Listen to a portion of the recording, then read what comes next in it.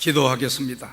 영원 전부터 말씀으로 계셔서 우리 가운데 육신 입고 오신 주님, 오늘도 우리에게 여호와의 말씀에 대한 사모함 모두에게 간절하게 주시기를 원합니다. 주님의 말씀이 우리 마음과 영혼을 만지실 때 우리 안에 거짓된 영이 물러가게 하시고 거룩한 영으로 충만하게 되기를 원합니다. 신체에 장애가 있습니다. 정신에 장애가 있습니다. 인격의 장애, 고치기 힘든 우리의 모습들입니다. 살아있어 심령과 골수를 쪼개어 수술하시는 하나님의 말씀이 우리 양심을 만지사 우리로 회개의 영으로 충만케 허락하여 주옵소서. 전능하신 하나님의 능력과 성령의 기름 부음을 체험케 되는 시간 되기를 원합니다. 아무런 생기도 찾아볼 수 없는 마른 뼈에게 생명을 불어넣으시고 흩어진 뼈들을 맞추시고 살을 입히신 주께서 지치고 상한 우리 삶에 영적인 기운을 불어넣어 주시기를 원합니다. 그래야 이 말씀 들을 때 여기 모인 모든 성도들 마음, 가슴, 마음마다 은혜 받는 복된 시간으로 인도하여 주옵소서. 예수님 이름으로 기도하옵나이다. 아멘. 뼈 속에 있는 세포와 혈관의 풍부한 조직을 가리켜서 우리는 골수라고 말하는 줄 압니다. 우리 몸의 골수는 굉장히 중요한 부분 아니겠습니까? 왜? 골수에서 피를 만들기 때문인데, 사람은 젊을 때는 골수가 왕성해서 피를 힘차게 만들다가 나이가 들면 점점 줄어들게 되고 더 이상 골수에서 피를 만들지 못하는 그날에는 우리가 죽음을 맞이하게 되는 겁니다. 성경은 레위기 17장 11절을 보면 피를 생명의 근원이라고 말합니다. 피가 곧 생명이라고 말하는 거죠. 이 피는 우리 몸 안을 돌면서 각종 정보를 몸 안 구석구석 전달하는 역할을 하면서 불순물을 거두어서 심장이나 콩팥이나 간으로 보내서 깨끗이 정화시키는 일을 하게 됩니다. 요즘은 의학이 어느 때보다 최고도로 발달을 해서 피 한 방울 분석해서 그 사람에게 200가지 이상의 정보를 알 수 있다고 의학이 자랑을 합니다. 과거에 어떤 질병을 알았는지, 지금 그가 어떤 질병을 앓고 있는지, 또 심지어 혈액을 검사하면서 이 사람 자살할 사람인가 예측도 하게 되어진다는 거예요. 사람의 피의 성분을 연구해 보면서 이 사람은 잘못하면 자살할 가능성이 있는 사람이다, 이것까지 알아내는 시대가 되어졌습니다. 이렇게 피 속에 많은 개인 정보가 들어있고 또 많은 정보를 넣을 수도 있다고 합니다. 그리고 피 속에 저장된 정보는 마치 바위에 글씨를 새기듯이 박힌다는 겁니다. 그래서 골수에 사무치는 이런 표현도 나오게 됩니다. 우리가 예수를 믿는다는 것, 기독교인이 된다는 것, 죄사함 받고 구원을 받고 영생을 누린다는 것인데, 죄사함은 반드시 예수님의 피를 통해서만 이루어집니다. 성경은 피 흘림이 없은즉 사함이 없느니라, 히브리서 9장 22절에 분명히 밝히고 있습니다. 그래서 구원은 한마디로 예수 그리스도의 보혈을 저와 여러분 안에 수혈하는 겁니다.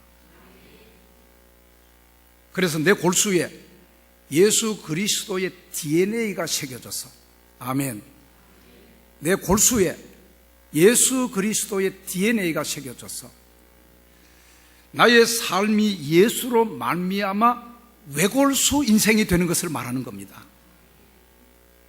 정말 다른 헛된 것에 여러분 외골수 인생으로 살지 말고 예수 그리스도의 DNA가 내 골수에 새겨져서 더욱 이제 후로 나의 삶이 예수 그리스도로 말미암는 외골수 인생의 신앙생활하는 우리가 되어지기를 바랍니다.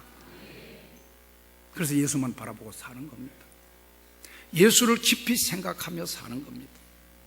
예수를 나의 구주로 삼고 살아가는 겁니다. 이것이 나의 간증이 되고 이것이 나의 찬송 제목이 되어지는 은혜가 오늘 여러분에게 있게 되기를 축복합니다. 우리는 세상의 무엇과도 타협하지 않는 구별된 신앙을 가져야 됩니다. 그래서 세상 사람들이 이런 사람들을 두려워하게 되고 진짜 그리스도인들이라고 인정하게 되어지는 우리 믿음의 사람들 되어지기를 소원합니다. 여러분, 타협이 좋고 편한 것 같지만 금방 타협하는 신앙을 가지게 되면 정체성 잃어버리게 됩니다. 타협하는 것 좋고 편하게 여겨지지만 본질성을 잃어버리게 되고 짬만 잃은 소금처럼 길거리에 예수 믿어도 버리워지게 되고 지나가는 사람들에게 밟힐 것밖에 되지 않는 겁니다. 교회는 마을 속에 있습니다. 그러나 성도들은 사람들의 마음 속에 있습니다. 따라합시다. 교회는 마을 속에 있고 성도들은 사람들 속에 있다. 그러면서도 흡수되지 아니하고 그러면서도 동화되지 아니하고 세상과 사람들을 변화시켜야 될 사명이 성도들에게 있다는 겁니다.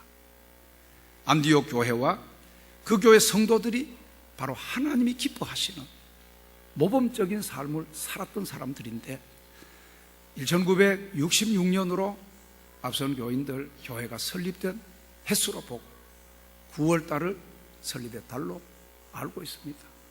그래서 이 9월은 마지막 주일을 보내면서 역시 47년 전 이달에 이 교회가 설립되어진 것. 또 한 번 마지막 주일날 우리 말씀을 나누면서 안디옥 교회 성도들처럼 우리 교회가 살아서 세상을 변화시키고 세상 사람들로부터 인정받고 칭찬받는 교회와 성도들 되어지기를 축복합니다. 이것이 우리 교회의 사명입니다. 그래서 오늘 우리 교회 안에 있는 우리들이 중요한 겁니다. 권리와 책임이 동시에 주어져 있어요. 책임은 감당하지 않고 권리만 주장하는 한 사람도 없기를 바랍니다. 책임과 권리가 동시에 주어져 있다는 것 명심하시게 되기를 축복합니다. 그래서 우리들의 선택과 행동에 따라서 우리 교회 앞으로의 역사가 달려있게 되어집니다. 진짜 그리스도인이 되어서 교회와 지역과 그리고 시대를 잘 섬기고 인도하는 도성 가족들 다 되시기를 축복합니다. 그러기 위해서 제일 먼저 생각하는 말씀은 오늘 본문에 나오는 바나바를 통해서 배울 말씀, 우리 모두는 열린 사람이 되어야 됩니다. 금요일 저녁에도 하나님의 집에 올라가자 할 때에 내 마음이 기뻐하였도다. 예배를 준비하고 성전에 나갈 때 벌써 마음이 흥분이 됩니다. 열린 반응을 보이게 됩니다. 마음이 활짝 열린 반응을 보이면서 성전에 올라갈 때 거기에 형통이 있습니다. 거기에 평안이 있습니다. 열린 마음, 열린 반응.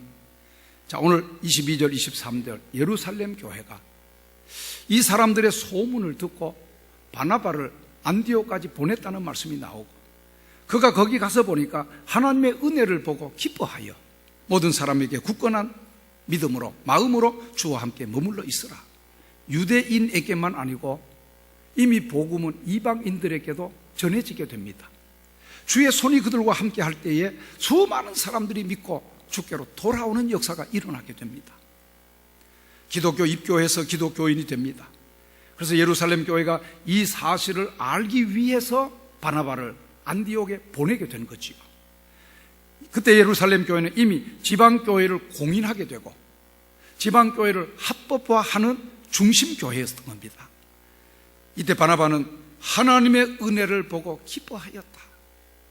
오늘 여러분 교회에 오시거든 정말 하나님의 은혜를 보고 기뻐하는 여러분이 되기를 바랍니다. 하나님의 은혜를 받고 섬기는 사람들을 보면서 기뻐하는 성도들이 되기를 기원합니다. 이방 기독교인들을 정식 기독교 공동체로 인정을 하게 된 거죠. 그래서 여러 사람들 앞에서 맹세하듯이 다른 사람들 보기에 흔들림이 없는 마음으로 주님을 섬기라고 이방인 개종해서 예수 믿게 된 사람들을 향하여서 바나바가 권면을 하게 됩니다. 이 말은 초기 기독교 중심 메시지가 뭐냐? 예수님이 삶의 중심이 되도록 해라. 오늘날도 마찬가지입니다. 여러분의 삶의 중심이 예수님이 되게 하라는 거예요.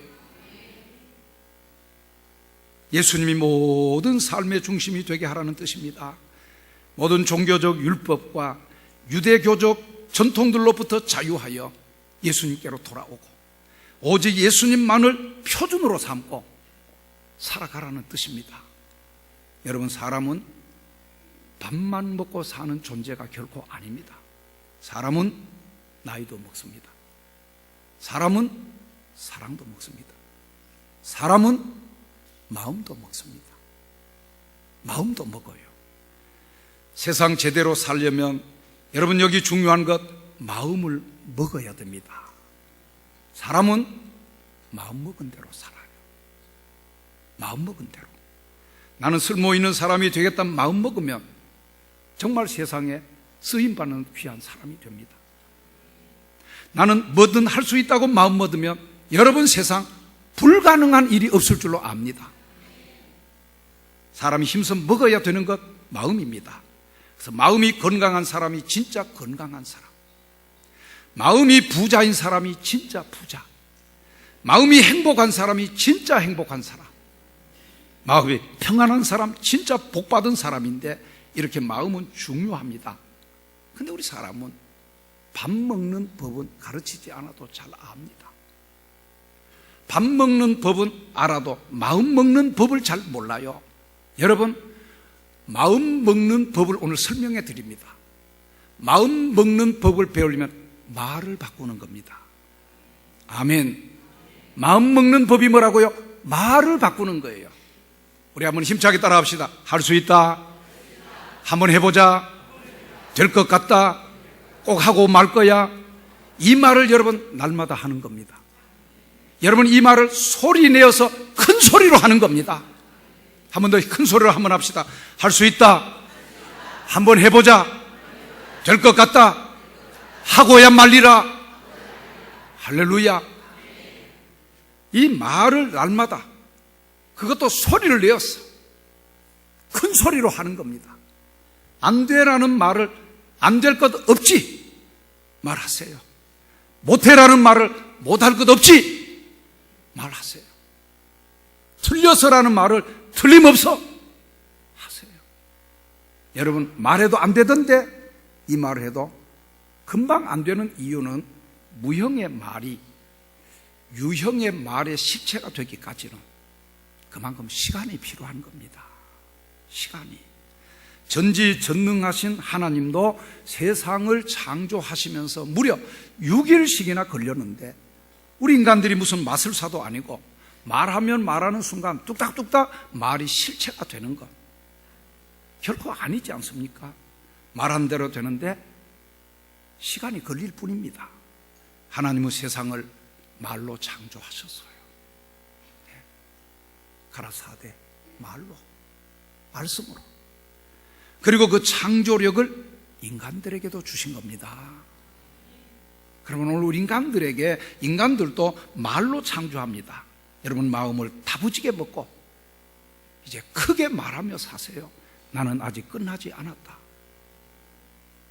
나는 아직 내 가능성의 1%도 사용하지 않았다. 가능성을 보는 긍정적인 사람이 많아야 됩니다. 평생 마음 꽉 닫고 안 된다고 외치다가 인생 끝나는 사람이 많아요. 평생 안 된다고 외치다가 부정적으로 살다가 인생 마치는 사람들이 있더라는 거예요. 안 되게 만들기 위해서 수단 방법 가리지 않은 안타까운 사람도 제가 많이 보았습니다. 안 되도록 하기 위해서 온갖 수단 방법을 가리지 않는 이런 사람들도 많이 봤어요. 모두의 불행입니다. 사랑하는 여러분, 오늘 성경에 소개되는 바나바는 열린 사람입니다. 열린 사람. 눈이 열려서 하나님의 은혜를 보았어요. 여러분, 영안이 활짝 열려져서 하나님의 은혜를 보게 되기를 축복합니다. 안디옥 사람들이 하나님의 은혜 받는 것을 보았어요. 하나님의 마음으로 그들을 인정하고 축복했습니다. 바나바가 아니면 거의 불가능했겠지요. 하나님의 역사를 망치고 깨뜨렸을 겁니다. 안디옥에 이 바나바를 파송한 예루살렘 교회도 보면 열린 교회입니다. 아직도 유대인 신자들만 주장한다면 이방인에게 나가서 복음을 전했는데 예수 믿고 성령의 역사가 나타나는 것을 유대교적 신앙의 입장에서 부정하고 그들을 여전히 개같이 취급하고 구원 없는 자들로 인정하면 어떻게 예루살렘 교회가 열린 교회가 되겠어요? 이미 복음은 이방인들에게 힘있게 증거되고 믿고 주께로 돌아오는 수가 갈수록 많아지게 됩니다. 거기에 하나님의 손이 함께하게 됩니다. 여러분, 열린 마음으로 상황을 판단하고 그런 모습을 보고 그들의 소리를 여기 그들은 들었지요. 오늘 우리는 너무 고집과 아집에 닫혀있는 사람들, 고집에 닫혀있는 사람들, 온갖 아집에 닫혀있는 사람들, 막혀 있습니다. 좁아 터진 소통 불능의 상태에 있습니다. 하나님과 사람과 상황에 우리 모두 바나바처럼 열린 사람이 되어 사람에 대하여든 상황에 대하여든 하나님에 대하여든 우리 모두 열린 사람이 되어 모두를 구원하는 바나바 같은 열린 성도들 되기를 기원합니다. 두 번째는 24절 25절에 바나바를 가리켜 착한 사람이라고 나옵니다.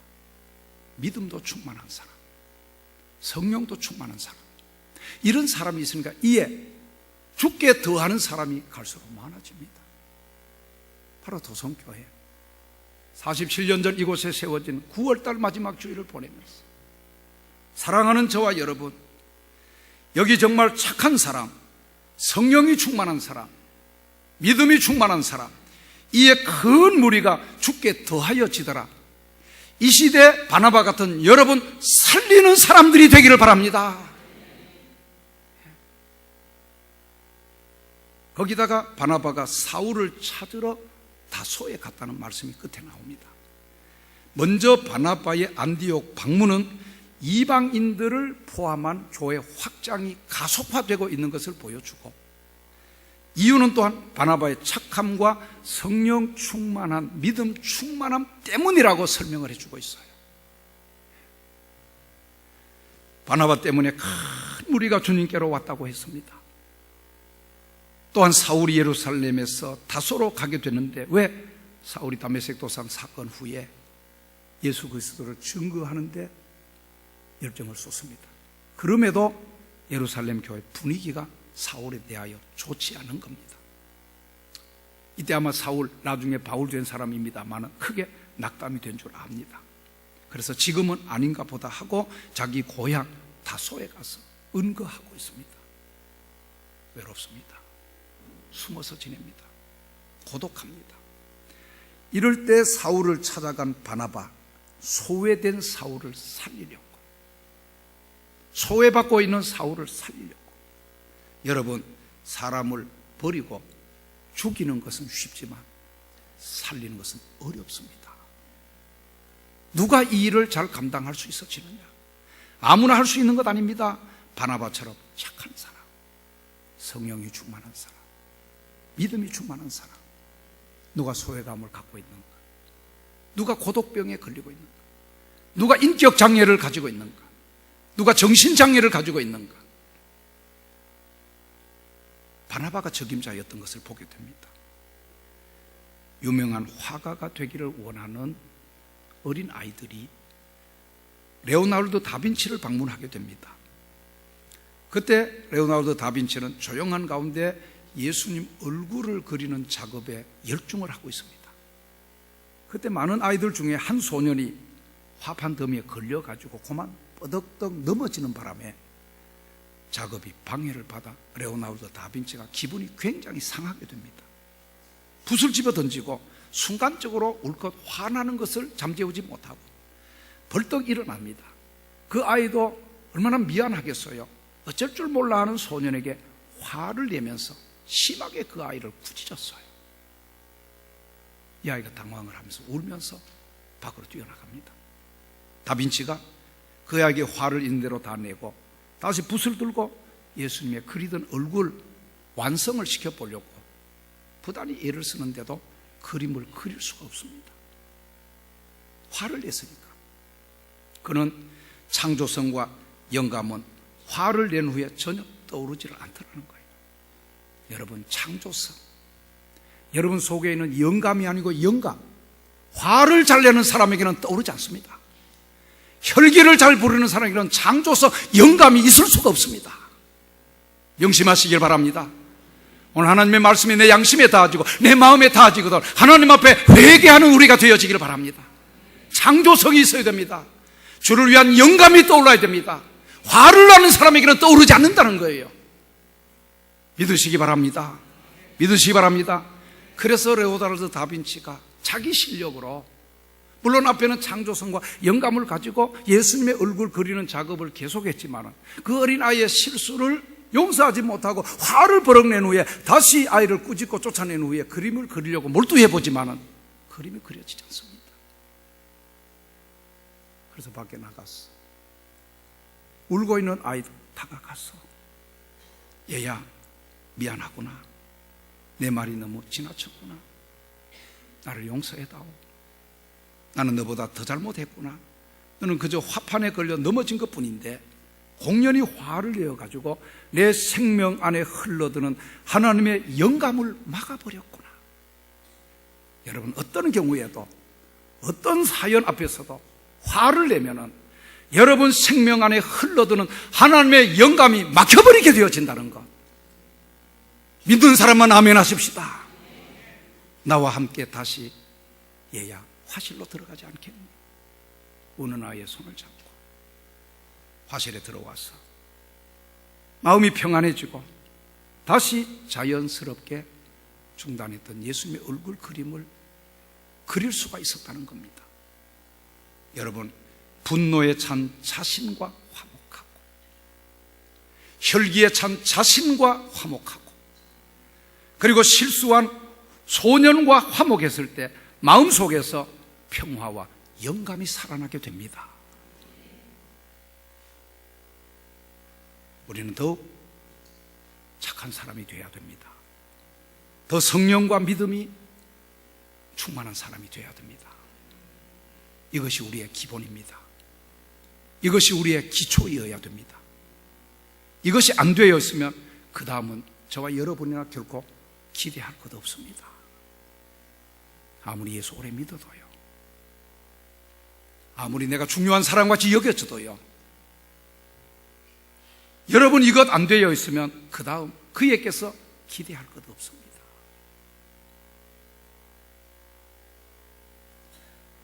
자, 그래야 큰 무리가 죽게 더할 수 있는데, 그래야 남을 구원하고 생명을 구원할 수 있습니다. 영적으로 충만해야 사울 같은 사람도 찾아갈 수 있습니다. 영적으로 충만해야 주일 오후가 되든 어느 때가 되든 병원에 있는 사람도, 아파하는 사람도, 힘들어하는 사람도 찾아갈 수가 있어요. 내 힘으로 안 됩니다. 정말 우리 성령 충만한, 믿음 충만한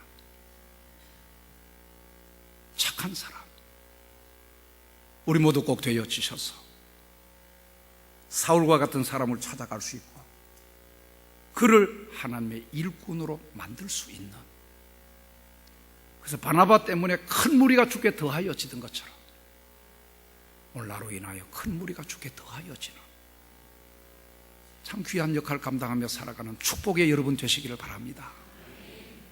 언제부턴가 내 마음에 화와 분노 가득하지 않습니까? 남에게 상처 주고 실망시킨 적 없습니까?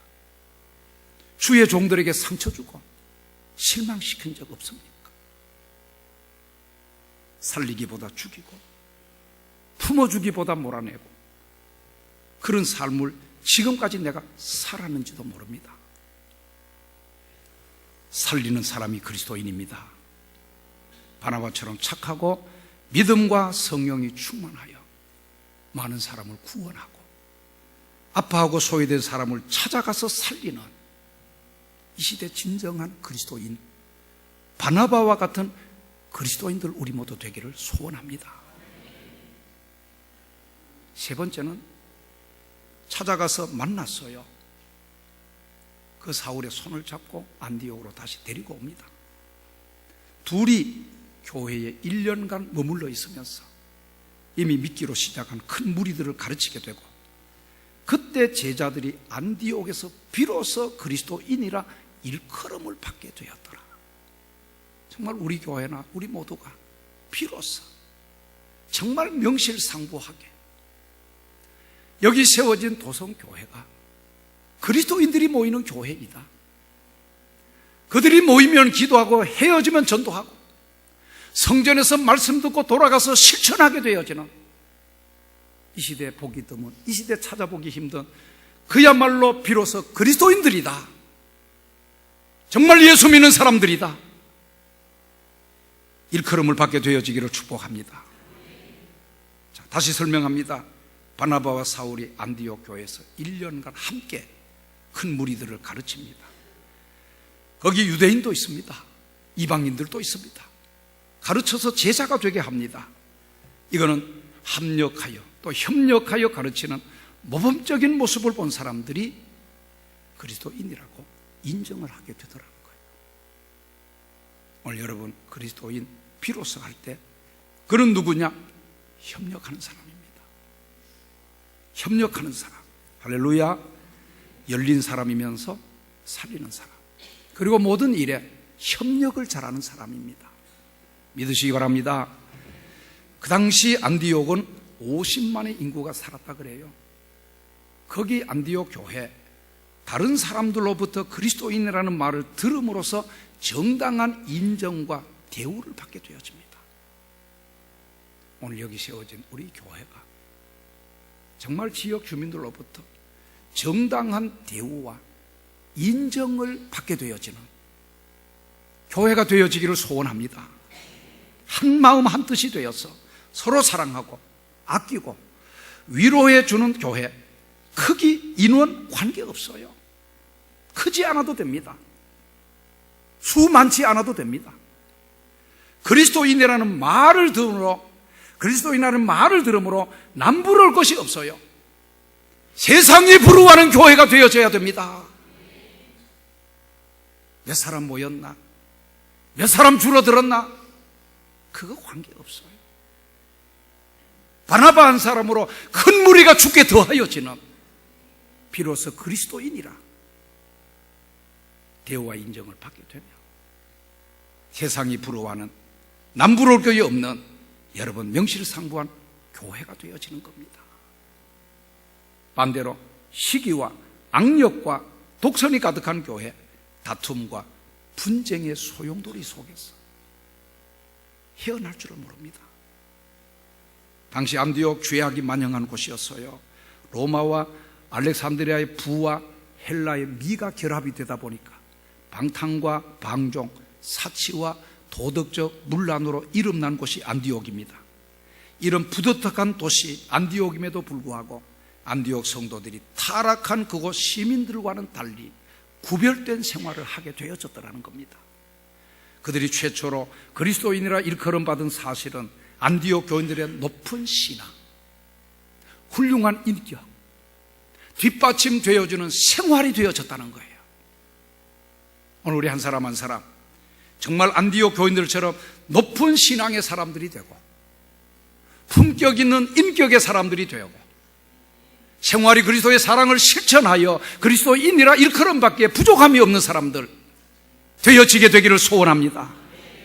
죄 많은 곳에 은혜가 더해진다는 말씀처럼 안디옥 교회가 바로 그런 교회였습니다. 오늘 그리스도인은 그리스도를 믿고 그 다음에 그리스도인처럼 살고 그리스도의 모습을 보여주는 사람이어야 됩니다. 그리스도를 위해 살고 충성하는 우리 모두 성령 충만하고 믿음 충만하고 더 착한 사람들 되어지기를 간절히 소원합니다. 세계적인 베스트셀러 작가 가운데 스펜서 존슨이라는 사람이 선물이라는 제목 책을 썼습니다. 어떤 노인과 소년의 대화로 시작이 되어지는데, 노인이 어린 소년에게 세상에 가장 귀한 선물을 가질 수 있도록 도와주겠다고 제의를 합니다. 그때 소년이 그 선물을 발견하면 평생을 정말 행복하게 살 것이라고 더 일러주게 됩니다. 그러면서 선물이 무엇인지 암시는 주지만은 소년이 스스로 발견해야 된다. 그 선물은 스스로 발견해야 되느니라 가르쳐 줬어요. 그 선물을 발견하지 못한 채 이 소년은 시간을 흘려 보내게 됩니다. 그러다가 성장하면서 어느 날부터 선물에 대한 관심이 마음속에서 사라지게 됩니다. 왜? 성인이 됐습니다. 취직을 하게 됩니다. 직장인이 되어 삽니다. 그런데 어느 날 문득 인생이 마음대로 되지 않는다는 것을 깨닫게 됩니다. 아, 장성하고 청년이 되고 젊은이가 되고 직장을 구하고 꿈을 펼쳐나가면 잘 되겠지. 근데 인생이 마음대로 되지 않더라는 거예요. 직장에서 진급도 막히고 스트레스만 쌓여가던 어느 날 과거 소년 시절 노인이 들려줬던 선물 이야기 회상을 하게 됩니다. 다시 노인을 찾아갑니다. 대뜸 노인이 아직도 선물을 찾지 못했느냐고 하면서 적극적으로 힌트를 줄 테니까 선물을 찾아보라고 다시 말해줍니다. 노인은 청년에게 지금까지 자네가 살아오면서 행복하게 느낀 인생의 장면들을 떠올려 보라고, 언제 행복한 인생을 살게 되었느냐고 그 장면들을 떠올려 보라고, 그리고 그런 장면들에서 어떤 공통점이 있었느냐고 물었습니다. 이 청년이 살아온 인생의 스냅 사진들을 떠올리다가 갑자기 이 선물의 정체를 발견하게 됩니다. 그것은 바로 현재라는 순간이었다는 거예요. 현재. 과거도 아니고 미래도 아니고 오늘입니다. 오늘이라는 현재입니다. 그가 행복했던 모든 경우의 공통점은 무언가에 몰입하고 있던 그 순간들이었다는 거예요. 그래서 영어 단어로 선물을 이 프레젠트라는 현재를 의미하기도 하는 단어인 줄 압니다. 그렇습니다. 성경은 영원을 물론 강조하지만 동시에 그 영원은 지금 여기에서부터 시작되고 있다고 가르칩니다. 아멘. 오늘 여기에서부터 시작되고 있다는 것 가르치고 있다는 거예요. 하나님의 나라는 미래에서 우리를 기다리는 미래적 선물이기도 하지만 지금 이 순간 여기서부터 경험될 수 있는 현재적 선물이기도 하다는 거예요. 아멘. 오늘 여기서 하나님 나라를 경험하게 되어지는 여러분의 신앙이 되기를 바랍니다. 그래서 신학자 폴 틸리는 엄밀하게 말하면 하면서 과거도 우리의 신앙이 아니다. 왜? 이미 지나갔기 때문에. 미래도 우리의 시간이 아니다. 왜? 아직 오지 않았기 때문에. 지금 이 순간은 영원의 순간이라고 말합니다. 오늘 여러분의 지금 신앙이 영원의 순간과 이어지게 되어진다는 것 믿으시기를 바랍니다. 믿으시길 바랍니다. 그래서 그가 쓴 유명한 책의 제목이 영원한 지금인데 우리는 다음이 아닌 지금 잘 믿고 지금 순종하고 지금 죽도록 충성하고 지금 우리는 헌신해야 됩니다. 아멘.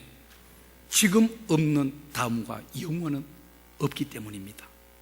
지금 그리고 여기에서 좋은 그리스도인으로 삶을 보여주시기를 바랍니다. 지금 여기에서, 지금 이 시점에서, 지금 현재 좋은 그리스도인으로 삶을 보여주는 자가 되라는 거예요. 할렐루야. 오늘 사랑하는 여러분, 우리 모두가 세상이 인정하는 그리스도인이 되어야 하고 그리스도인다운 그리스도인이 많아야 됩니다. 많아야 됩니다. 열린 사람, 살리는 사람, 협력하는 사람이 되어서 여러분의 가정과 교회와 사회를 일으키는 바나바 같은 진정한 그리스도인들 되시기를 오늘도 주의 이름으로 축원합니다. 기도하겠습니다. 하나님 아버지, 뜻과 섭리 속에 세워진 교회, 많은 성상을 지내오면서